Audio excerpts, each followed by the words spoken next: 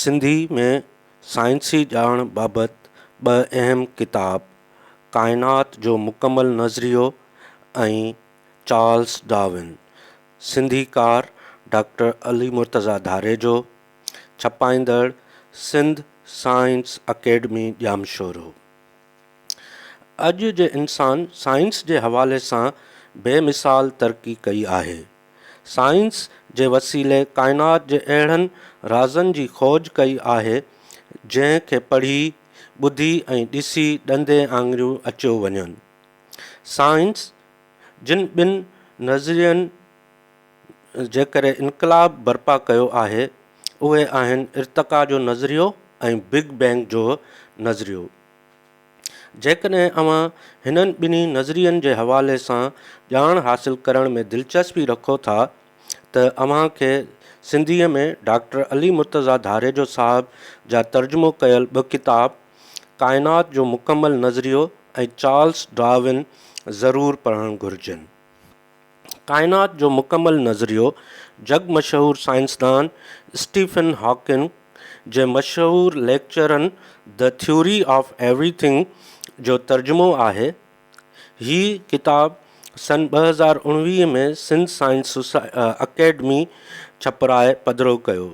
हिन किताब में 7 लेक्चर ॾिनल आहिनि जंहिंमें साइंस जी तारीख़ यूनानी दौर खां वठी बिग बैंग ताईं लेक्चर शामिल आहिनि।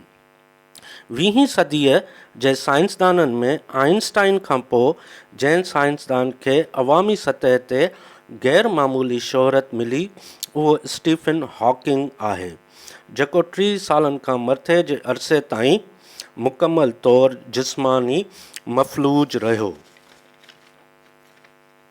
पर संदसि ज़हन ऐं सोच सदाईं काइनात जी गहराइयुनि में परवाज़ कंदी काइनात जा इसरार परोड़ींदी रही। अहिड़ी रीति ॿियो किताब इर्तिक़ा जो नज़रियो ॾींदड़ साइंसदान चार्ल्स डार्विन जी जीवन कथा खोजनाई सफ़र ऐं इर्तिक़ाई नज़रिए ते लिखियल किताब आहे जंहिंजो उनवान आहे चार्ल्स डार्विन। हीअ किताब सिंधी में सन 2021 में सिंध साइंस अकेडमी ॼामशोरो छपरायो। हिन किताब में डार्विन जी ज़िंदगी ऐं संदसि साइंसी सोच जे हवाले सां 8 बाब आहिनि जिन में हुन जे इल्म खां वेंदे ज़िंदगी जे मुख़्तलिफ़ पहलुअनि ते रोशनी विधी वई आहे।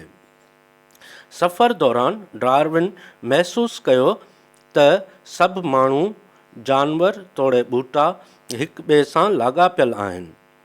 माज़ीअ में कंहिं वक़्तु पहिरियां को ख़ूर्दबीनी जानदार पैदा थियो जंहिं मां हिन धरतीअ ते मौजूदु हर क़िस्म जो जानदार पैदा थियो।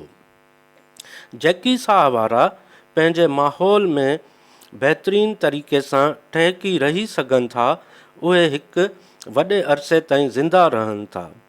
कमज़ोर सुस्त ऐं ढिला मरण लाइक़ु हुजनि था। डॉक्टर अली मुर्तज़ा धारेजो साहब ॿिन्ही किताबनि जो सिंधी ॿोलीअ में ख़ूबसूरत तर्जुमो कयो आहे ऐं अहिड़ा लफ़्ज़ कुतब आंदा आहिनि जेके आम पढ़ंदड़ खे सवलाई सां सम्झ में अची वञनि था। जेकॾहिं अव्हां साइंसी ॼाण में दिलचस्पी रखो था त हीअ 2 किताब